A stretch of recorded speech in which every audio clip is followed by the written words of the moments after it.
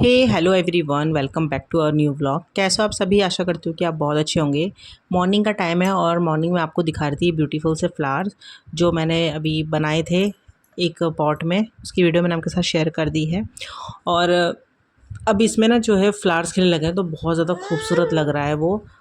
देखिए, मैंने जो तार होती है ना उसको राउंड करके इसमें लगाया था और इसमें ये जो ब्यूटीफुल सा फ्लावर है ना, इसकी बेल बना रही थी तो बहुत अच्छा लग रहा था ये।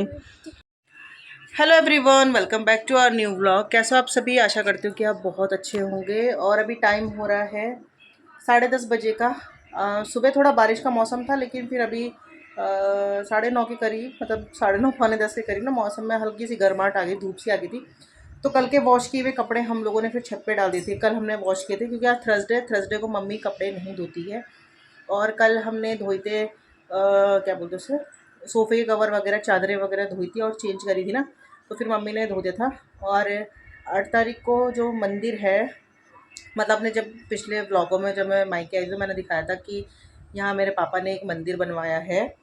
तो उसके मतलब संस्थापक पापा ही है, पापा ने ही पूरा मंदिर बनाया। मतलब वो समिति का मंदिर है, लेकिन उसकी नींव जो है वो मेरे पापा ने ही रखी है। तो उसका वर्षगांठ समझिए आप, क्योंकि 8 जुलाई को वो बना था। और आप मेरे पिछले ब्लॉग में भी जाके देख सकते हैं। उसकी कलश यात्रा में मैं थी।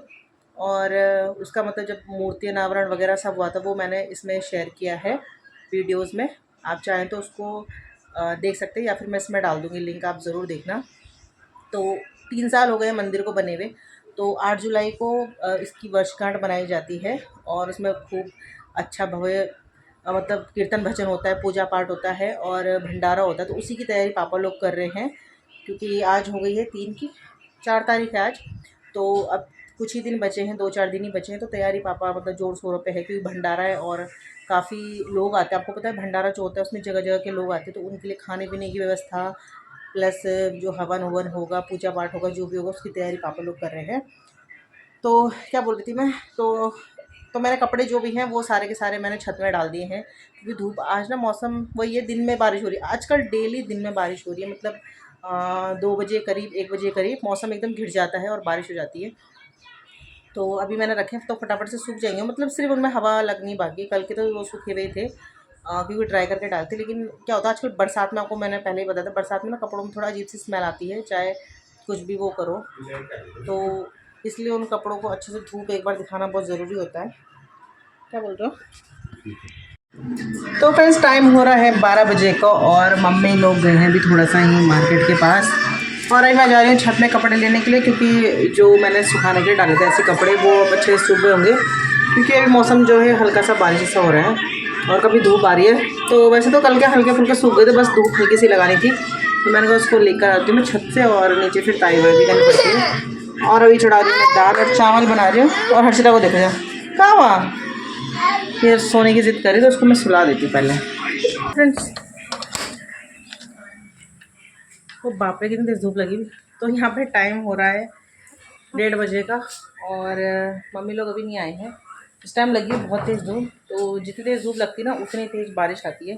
तो मैं छत में जा रही हूँ कपड़े लेने के लिए। दाल मैंने चढ़ा दी है और चावल तो उसी टाइम बन गया था। हर्षिता को मैंने सुला दिया है और मैं जा रही हूँ छत में कपड़े लेने के लिए। इतनी तेज़ धूप है, उधर बादल बादल लगे और इधर धूप लगी है। मैं दिखाती हूँ आपको। तो मैं छत पे आ गई हूँ कपड़े लेने के लिए, क्योंकि सुबह मैंने डाल दिए थे और इस टाइम पे जो है धूप भी बहुत तेज़ है, तो कपड़े ना अच्छे से सूख गए हैं। और बादल देखो इतने ज़्यादा ब्यूटीफुल लग रहे थे ना, बहुत अच्छे लगते, लेकिन धूप भी ना उतनी ही तेज़ लग रही थी। तो बरसात के मौसम में क्या होता है कि जितनी तेज़ धूप लगती है उतनी ही ज़ोर से बारिश आती है। और जितनी तेज़ धूप दिख रही थी तो अनुमान लग रहा था कि शायद से दिन में बहुत तेज़ बारिश आएगी।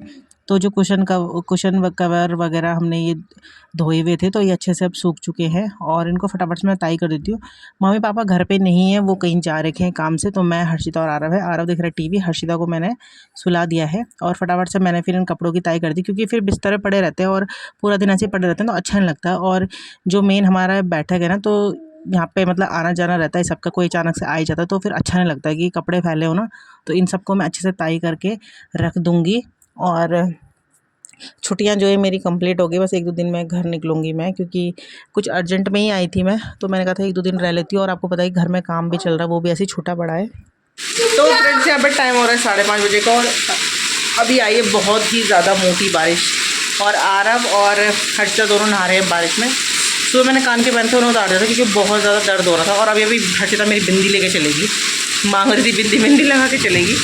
और दोनों को दोनों बारिश में खेल रहे हैं। और मम्मी ने अभी कपड़े वॉश किए, थोड़ा सा धूप में ही रखे थे, तब तक इतनी तेज़ बारिश आई। मैं सुबह बोल रही थी आपकी बारिश आएगी बहुत तेज़। और आ रहा मज़ा आ रहा बेटा बारिश में भीगने में ना। और एक वो हर्षिता हाय, छोटे बच्चों के साथ बड़ी परेशान रहती हूँ, उनकी समझ में नहीं आता क्या करना, नहाने के लिए भी खुश, अंदर आने के लिए भी दुखी, कुछ पता नहीं चलता। मतलब सब उनकी मर्ज़ी से होना चाहिए, नहीं तो मानते नहीं है। तो पहले वो मना कर रही थी, मैं नहीं जा रही, फिर आरव गया तो उसके पीछे पीछे चली गई वो बारिश में भीगने के लिए। फिर कभी कह रही स्लीपर उतारो, कभी कह रही स्लीपर पहनाओ, पता नहीं क्या करने बोले थे। देखो पता नहीं क्या बोल रही थी भैया। हर्षिता इधर आओ, इधर आओ।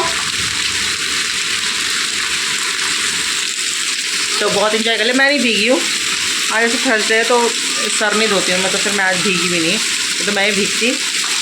और अभी जब से फिर हम लोगों ने लंच किया था, थोड़ा लेटी थी मैं उस टाइम, हर्षिता सो रही थी। और जब हमने खाना खाया उसके बाद मैंने सोचा मैं लेटूंगी, लेकिन तब तक हर्षिता उठ गई थी। तो कहाँ सोना है बच्चे के साथ, छोड़ दे उसको, छोड़ दे। तो मम्मी ने कपड़े तो तब यहाँ डाल दिए थे, कपड़े यहाँ पूरा तार लगा रही थी मम्मी ने कपड़े सुखाने के लिए, क्योंकि धूप इतनी आ नहीं रही है और कपड़े सुखाने में बहुत ज़्यादा प्रॉब्लम हो रही है। तो यहाँ पे हर्षिता भी बारिश का एंजॉय ले रही है। पहले तो आरव नहा रहा था, लेकिन हर्षिता उठ गई थी और उसको भी देखो मज़ा आ रहा था, वो भी भाग रहा था इस टाइम पे, और हर्षिता भी भाग रही थी। तो इस बार हर्षिता ने भी बहुत एंजॉय करा बारिश में, जितनी बारिश हुई है सब में नहाई, और देखो कितना भाग रही है, डांस भी कर रही थी। पहले नंगे पैर थी, फिर उसने कहा मुझे चप्पल पहना दो, उसके साथ वो कंफर्टेबल थी और आरव के साथ वो खेल भी रही थी। यहाँ पे नाचो नाचो, डांस करो, नाचो नाचो, अरे नाचो नाचो नाचो, चलो कर दो जरा स्टैंड वहीं पे कर, तो वो भी करेगी तेरे को देख के। तो यहाँ पे बारिश से आरव नहा के आ गया था, दोनों के दोनों आ गए थे। और आरव खानी थी गर्मा गर्म मैगी, क्योंकि बारिश का मौसम ठंडा हो गया ना, तो उसने कहा मम्मी मैगी बना दो। तो मैंने कहा चल ठीक है मैगी बना देती हूँ। और मम्मी और फिर उसके बाद आ गए थे, हम लोगों ने लंच किया और फिर हम थोड़ी देर ऐसे ही लेट गए थे, लेकिन बारिश आई तो फिर हम बाहर निकल गए, क्योंकि मौसम जो है बारिश जब आती है तो बहुत अच्छा हो जाता है। और इधर मैं साथ साथ हर्षिता के लिए दूध भी बना रही हूँ, उसको भी लगी थी ठंडी, तो मैंने कहा उसको पिलाती हूँ दूध और आरव को देती हूँ मैगी। तो हर्षिता के ना अभी चोट लगी है, वो नीचे गिर गई थी, उसमें ओट दांत से ना ओट कट गया था, खून खून निकला उसके, है ना, चोट लगी। और उसके माथे पे ना ये हो रहा है, देखो ये दाना। तो ये आम खाने से है कि गर्मी से पता नहीं, लेकिन यहाँ पे ना फुंसी सी होगी इसकी, देखो ये आम निकलते हैं ना जो बोलते नहीं है, वो निकल रहे हैं।